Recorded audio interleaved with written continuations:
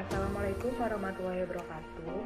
Kami dari kelompok 1 THPB yang beranggotakan Nova Erlina, Devina Zulfa, Cynthia Cindy, dan Agil Triastomo.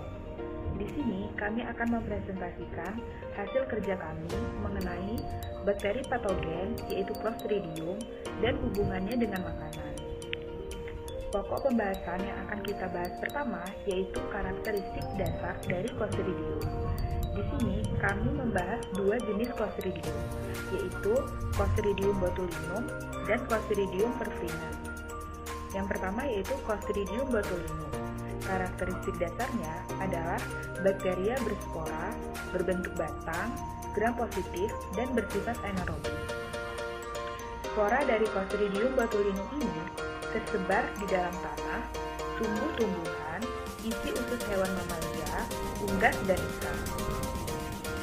Nah, yang kedua yaitu Clostridium perfringens. Clostridium perfringens adalah bakteri gram positif yang dapat membentuk spora dan menyebabkan keracunan makanan. Karakteristik dasar dari Clostridium perfringens adalah non-motil atau tidak bergerak, sebagian besar memiliki kapsul polisakarida dan dapat memproduksi asam dari laktasa. Clostridium perfringens ini dapat ditemukan pada makanan mentah, terutama daging dan ayam, karena kontaminasi tanah atau tinja. Nah, bakteri ini atau Clostridium perfringens ini dapat hidup pada suhu 15-55 derajat Celcius dengan suhu optimumnya antara 43-47 derajat Celcius. Clostridium perfringens ini dapat tumbuh pada pH 5-8,3 dan memiliki pH optimum pada kisaran 6-7. Sebagian Clostridium perfringens dapat menghasilkan enterotoksin. Pada saat ini terjadi sporulasi dalam usus manusia. Spesies bakteri ini dibagi menjadi 5 tipe berdasarkan eksotoksin yang dihasilkan. Nah, 5 tipe itu yaitu A, B, C, D, dan E. Sebagian besar kasus keracunan makanan itu disebabkan karena Clostridium perfringens oleh galur tipe A dan ada pula yang disebabkan oleh galur tipe C.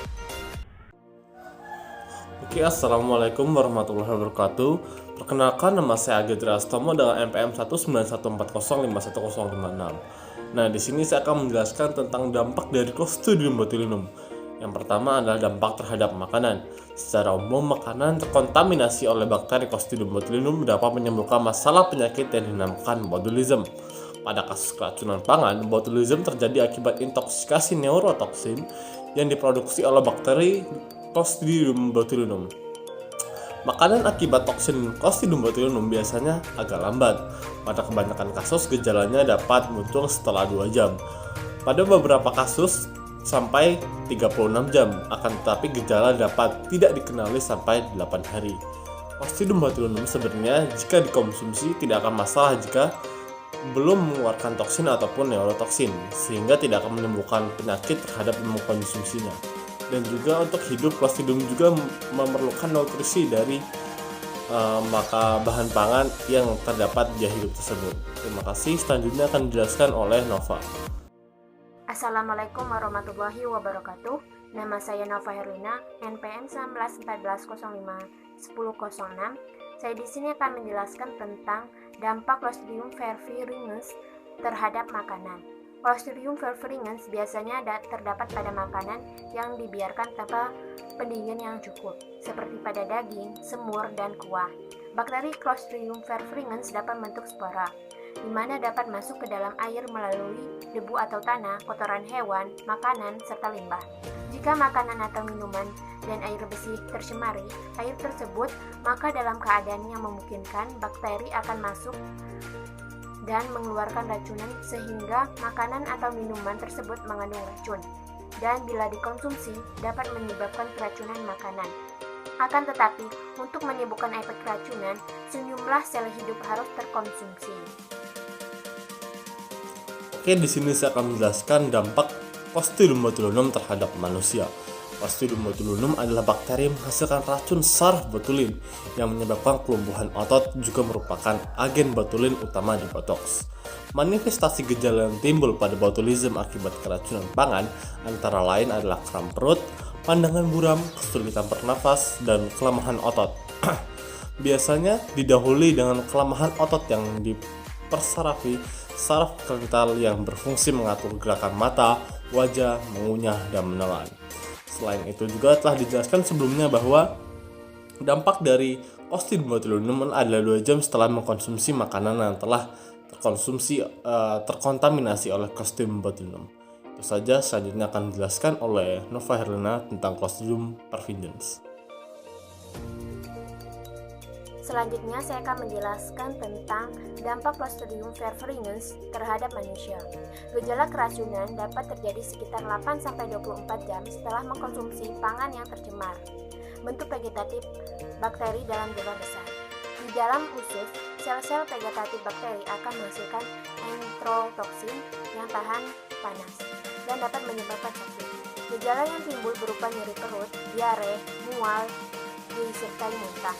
Gejala dapat berlanjut selama 12-48 jam, tetapi pada kasus yang lebih berat dapat berlangsung selama 1-2 minggu, terutama pada anak-anak dan orang lanjut usia. Izin memperkenalkan diri, nama saya Cynthia Cindy Chania Primadani, NPM 1914051030. Di sini saya akan melanjutkan materi yaitu cara pencegahan dan cara penanganan Clostridium. Yang pertama itu ada bakteri Clostridium botulinum. Cara pencegahannya yaitu tidak mengkonsumsi makanan kaleng yang kemasannya sudah menggembung. Jika di pusat pembelanjaan makanan atau rumah tangga, itu dapat memasak makanan kaleng dengan seksama, yaitu dimasak sambil diaduk selama 15 menit. Untuk penyimpanan makanan yang kemasan hampa udara dan makanan segar dapat disimpan di lemari es. Untuk cara penanganannya itu tidak ada yang spesifik, tetapi dapat dengan mengganti cairan tubuh agar tubuh tidak kekurangan cairan atau dehidrasi. Yang kedua ada bakteri Clostridium perfringens. Nah, bakteri ini dapat dicegah dengan mempelajari dasar-dasar kebersihan dalam sanitasi makanan. Dan juga dapat dicegah dengan tidak meletakkan makanan pada suhu ruang yang memungkinkan mikroorganisme yang mengkontaminasi makanan tersebut dapat berkembang dengan baik.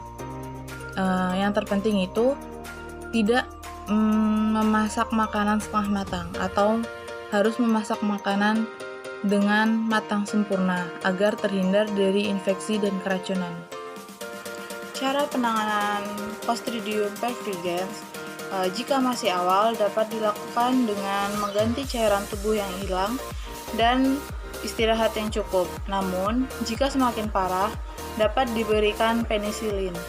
Namun, jika sudah merusak bagian usus halus, harus dilakukan pengangkatan dengan cara pembedahan atau operasi.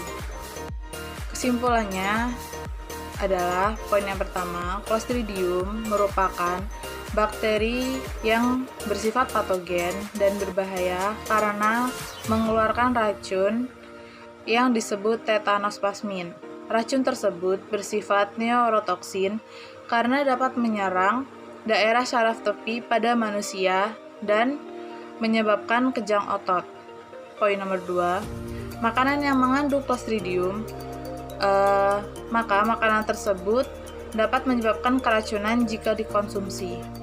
Poin nomor 3 dan 4 akan dijelaskan oleh Agil. Oke, di sini saya akan menyampaikan kesimpulan nomor ketiga dan nomor keempat. Nah, yang ketiga, dampaknya pada tubuh manusia jika bakteri Clostridium tersebut termakan dan masuk ke dalam tubuh adalah pada bakteri Clostridium botulinum dapat menyebabkan kelumpuhan otot, sedangkan pada bakteri Clostridium perfringens dapat menyebabkan nyeri perut, mual, dan diare. Sedangkan yang nomor 4, cara menangani jika terkena dampak dari Clostridium botulinum dengan cara pembersihan jalur nafas, ventilasi, dan antitoksin polivalen intravena. Sedangkan jika terkena Clostridium perfringens dapat dengan cara pemberian penisilin. Tetapi jika sudah sampai merusak bagian dari usus halus, kemungkinan perlu diangkat melalui pembedahan. Selanjutnya, ini adalah daftar pustaka dari kelompok kami. Itu saja yang bisa kami sampaikan. Dan kami dari kelompok 1 kurang lebihnya mohon maaf. Wassalamualaikum warahmatullahi wabarakatuh.